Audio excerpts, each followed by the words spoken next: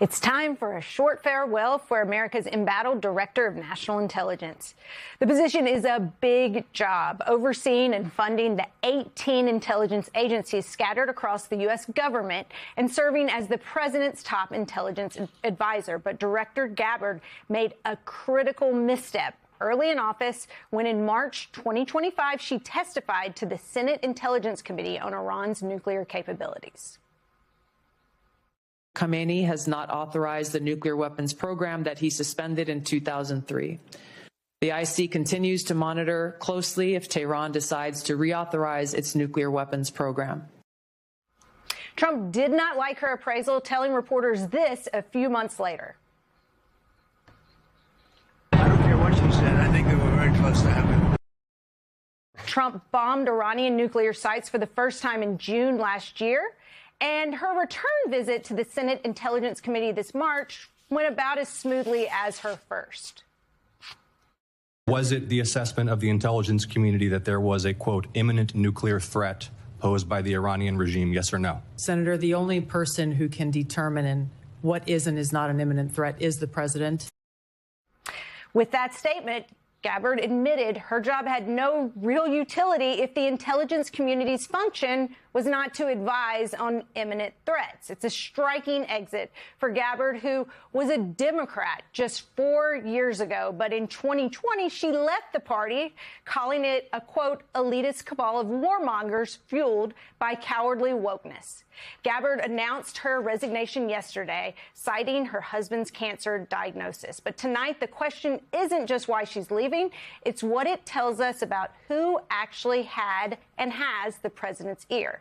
Back with us now is Andrew Weissman. So, Andrew, Tulsi Gabbard personally recommended revoking your security clearance, but you didn't even actually have one at the time that she decided to put you in with that group of people? Well, to be fair, it was actually the President of the United States who issued an executive order directed at me and people who are far more exalted than I am. But she was the person who implemented it. I did not have a security clearance at the time. And so it was sort of irrelevant. She also, when she announced she was following the president's orders, she also misspelled my name. So in addition to being performative, somebody out there may have had their security clearance pulled, but it wasn't me. But I should say, in your intro, to me, the big lead up, and obviously if she's about to personally, with her husband, go through something terrible, and so this is really a discussion about performance. Horrible, and God bless him and hope that he recovers speedily. Exactly. And so you do have to respect her decision. And this is a discussion about sort of, you know, her actions while she was in office, is that having been in the intelligence community, the most important thing for the country and for the president should be to have an apolitical assessment of the intelligence. Now, what you do about that, what the decisions are, that is for the president. But the facts have to be presented in a completely neutral way. And that's what the president should want. I mean, I know the should is carrying a lot of weight there. And to me, that is the real issue with her tenure, is that you really saw that at her level, the intelligence was not getting to the White House in the way it should. I think for me, the thing that I will always think about first when I think about her tenure as DNI will be that image of her in Fulton County. And just how unusual and disturbing it was, the entire scene. Do you agree with me that for me, that just felt like...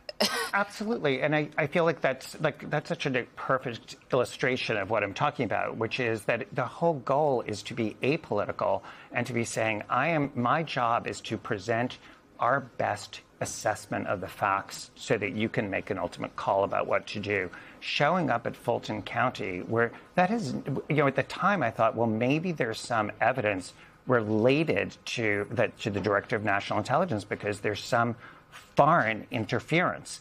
And then it turns out when we see the affidavit, there's nothing of the kind. So speaking about performative acts, that was just irrelevant for her to be there, other than to sort of show I'm on your team, which is exactly what you don't want. I mean, the American public is entitled to, and frankly, the White House should want somebody who's going to say, I am just providing you is the best neutral assessment that I can.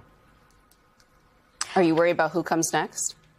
Of course, absolutely. Because, this, I think when you see her and you see, the litany of, Todd Blanche that we've been talking about and Kash Patel and a whole series of people where I don't think that the president is choosing, let's just say, the best person for the job.